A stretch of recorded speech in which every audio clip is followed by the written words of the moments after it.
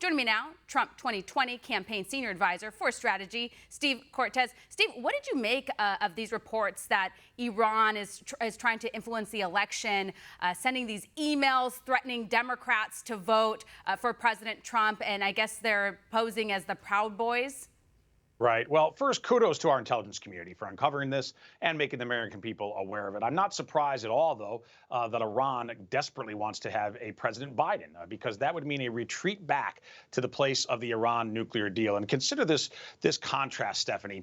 The Biden-Obama administration literally sent billions of dollars of cash, of physical cash, on pallets in the dead of night on unmarked planes to Tehran. And then consider that if you compare that action with the action that President Trump has taken against Iran. He didn't send cash. He sent a drone strike. He sent a missile to kill Soleimani, perhaps the most dangerous terrorist in the entire Middle East. It's a decidedly different approach to the mullahs of Iran. One leader gave cash. The other sent a deadly missile to eliminate a threat to the United States and to the whole Mideast.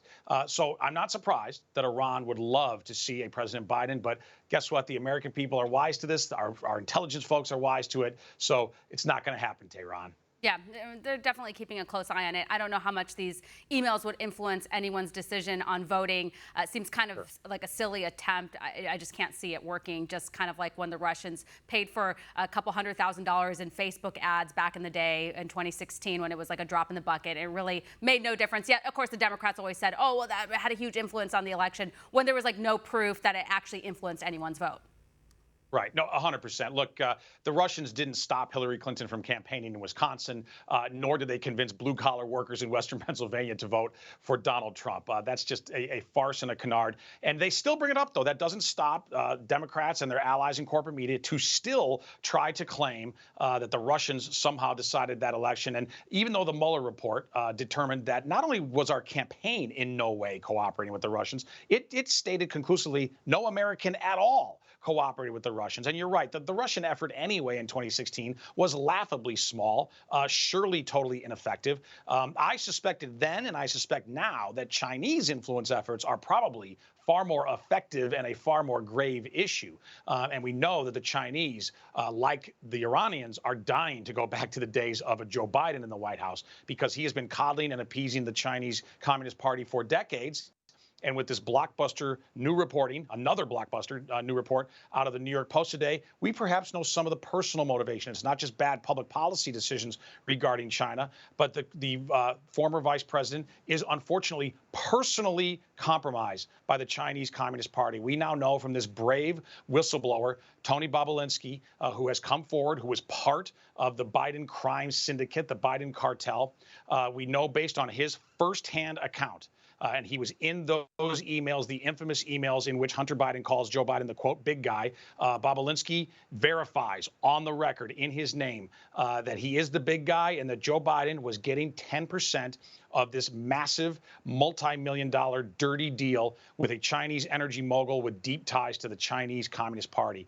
This is the story of the campaign so far. Corporate media is doing its best to ignore it. National media, not your show, of course, and not your network, but the legacy outlets, and big tech is trying to give them a big assist by suppressing this story. But this story is going to get out. It is getting out already to the American people, but particularly tonight in Nashville, because President Trump is going to prosecute the case. He is going to press Joe Biden for answers on this bombshell story. And Joe Biden is going to have to face the music in the Music City in Nashville tonight. Yeah, I was going to ask you about that. Obviously, the Hunter Biden email scandal is all the talk, at least among conservatives, because as you pointed out, mainstream media is trying really hard to not talk about this issue. We saw big tech try to censor this whole story altogether. But there's certainly a lot to chew on with this story. It would take us hours to get through it all. But in a nutshell, as you pointed out, the more that we learn from what is in the emails and the reporting that's going on from the New York Post, the more involved Joe Biden actually appears. It looked like he knew more than he claims he knows. And now we hear Hunter Biden saying, oh, well, I wasn't really getting these gigs because of my dad's influence. But then he said that like last year in an ABC interview that he gets these jobs with these fancy titles with no experience because he's a Biden. Right. No, of course. And by the way, I think this is critical. The story is really not about Hunter Biden. The story is about Joe Biden. And I think it's tempting because Hunter Biden has been, such a controversial figure and in many ways has lived really a depraved life. But I don't think that that is where we should be going as a movement, as a campaign, because Hunter Biden doesn't matter, frankly, to this country. He's not relevant to this election. And he was only the bag man for Joe Biden. There is a Biden cartel. Hunter was part of it, but the leader of the cartel is Joe Biden himself. And that is where I believe, we need to focus. And when we look at the Biden cartel and what Joe Biden himself was doing, before today, we already knew that he was fully aware of these shady business dealings all over the world. And by the way, not just shady business dealings, but with the dire enemies of the United States, with Russia and China. Stephanie, there are two countries in the world tonight who have missiles in silos, ICBMs, that are targeted at American cities. They are Russia and China. Those two countries poured millions and millions of dollars into the Biden cartel. And again, Hunter was nothing more than the bag man. We now know from firsthand on the record accounting that Joe Biden himself was a financial beneficiary of these treasonous relationships. I believe there are crimes here. There is a traitor element to this, and Joe Biden can never be the commander-in-chief of the greatest republic in history, given this news. Yeah, and you make a great point. This isn't about Hunter Biden because Hunter Biden's not on the ballot, if you will. And so people make the argument like, why does it matter? It's his son, and he has drug issues, and obviously his life is a bit of a disaster based on the things that we've seen, and even from the pictures that were released by the New York Post. Again, they released those photos to show the condition that he was in. Again, making the point that this guy isn't qualified to run these type of businesses unless, of course, he was trying to use his dad to influence policy, that's what it looks like. But at the end of the day, yeah, this directly goes back to Joe Biden, and it does all matter because Hunter Biden is a family member and he's in the inner circle, and this looks like a national security threat. And these are all the points that you've been hitting on.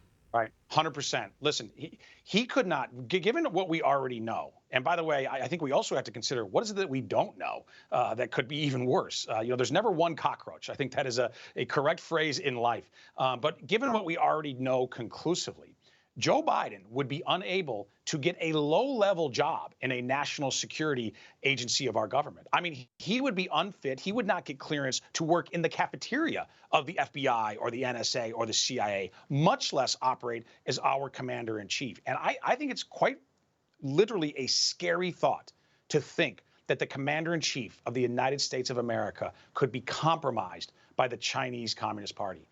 Again, I think it's disqualifying. Yeah, really quickly, do you think President Trump's going to bring this up during this last presidential debate tonight? 1,000%. Yes. President Trump has to do the job that the national corporate legacy media won't. He is absolutely going to press this case, not just because it's good for his candidacy and good for our campaign. It's important for America. He has a patriotic duty